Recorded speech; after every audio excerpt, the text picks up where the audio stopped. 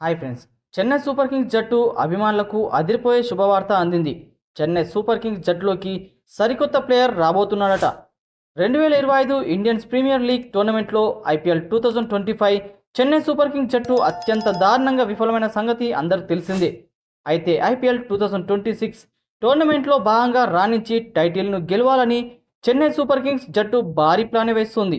దీనికోసం సంజు శాంసన్ను బరిలోకి దించేందుకు స్కెచ్ వేసింది చెన్నై సూపర్ కింగ్స్ యాజమాన్యం. రాజస్థాన్ రాయల్స్ జట్టు కెప్టెన్గా ఉన్న సంజు శాంసన్ను చెన్నై సూపర్ కింగ్స్ జట్టులోకి తీసుకునేందుకు ప్లాన్ చేస్తున్నారట. ఈ మేరకు రాజస్థాన్ రాయల్స్ యాజమాన్యంతో కూడా మాట్లాడినట్లు సోషల్ మీడియాలో వార్తలు వస్తున్నాయి.